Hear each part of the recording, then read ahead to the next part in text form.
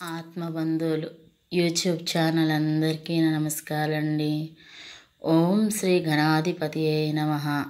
శ్రీ వరసిద్ధి వినాయకునికి శతకోటి వందనాలండి. ఎందుకంటే వినాయక నవరాత్రులు జరుగుతున్నాయి కదండి. 2 రోజులు మా ఇంట్లో పూజ, 3వ రోజు కూడా చేసుకున్నానండి.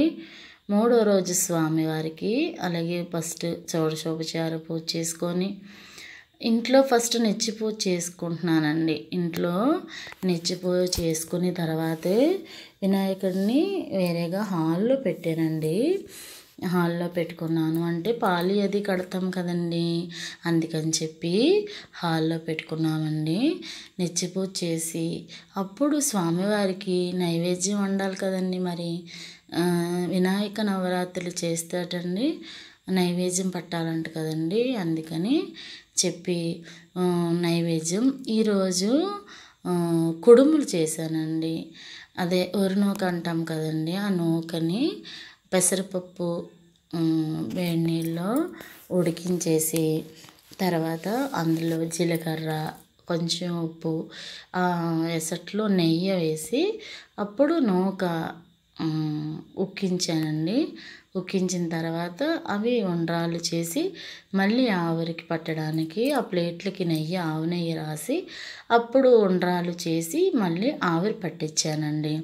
అలా చేసి స్వామివారికి 3వ రోజు కుడుములు చేసి పెట్టానండి. ఇంట్లో స్వామి మాకు ఇలవేలు వెంకటేశ్వర స్వామి కదండి, మరి ఆయనకి కూడా పెట్టి అప్పుడు స్వామివారికి తీసేసిన తర్వాతే పెడతానండి. కానీ ఇలవేలు పుణ్యస్వామికి ముందు చేసుకోవాలట కదండి. అందుకని మా స్వామివారికి వినాయకుడు తీసేసి స్వామికి పెట్టి ఆ తర్వాత తులసమ్మకు కూడా పెట్టుకుంటామండి. అలా నేను ఈరోజు కుడుములు చేశానండి స్వామికి. 3వ రోజు కదండి. అయితే స్వామివారిని ఒక్కసారి ఒక కీర్తనతో మళ్ళీ మీ ముందుకి వచ్చానండి. ఒక్కసారి కీర్తన చూద్దామండి. స్వామిని తలుచుకోవాలి కదండి. మరి నవరాత్రులు అంటే స్వామిని మనకి తోచిన విధంగా, మనకి వచ్చిన విధంగా స్వామిని కీర్తించాలి కదండి. మాకేదో తెలిసిన విధంగా అండి. అంత బాగా మేమేమి సంగీతాలు అవి నేర్చుకున్న వాళ్ళమేమి కాదండి. ఏదో ఉడతా భక్తిగా మా గురువుగారు ఈ దారిని చూపించారండి. మా గురువుగారు ఆశీస్సులతో స్వామి అమ్మ దయ వల్ల మేము ఈ మంచి దారిలో నడుస్తున్నామండి. చాలా తప్పులు, లోపాలు ఉంటాయండి. ఎందుకంటే హయగ్రీవులు రచించినవి, తర్వాత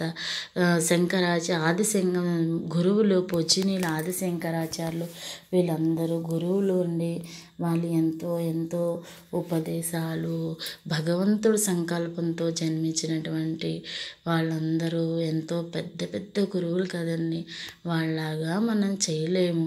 కానీ మనకి తోచిన విధంగా, మనకి వచ్చిన విధంగా స్వామిని అమ్మని ఎలా అయినా వాళ్ళ పాదాలు పట్టుకోవాలని ఆశిస్తూ మేము ఈ దారిలో నడుస్తున్నామండి.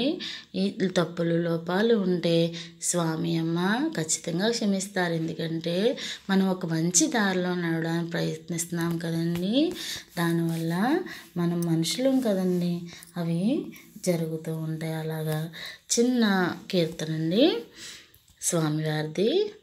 భజరే భజరే శ్రీగణనాథం, భజరే భజరే అనాథనాదం, భజరే భజరే శ్రీగణనాథం, భజరే భజరే అనాథనాదం, భజరే గణేశ పావననామం, భజరే గణేశ పావననామం, భజ హేరంబం భజైకదంతం, భజహేరంభం భజైకదంతం భజైకదంతం భజరే భజరే శ్రీగణనాథం భజరే భజరే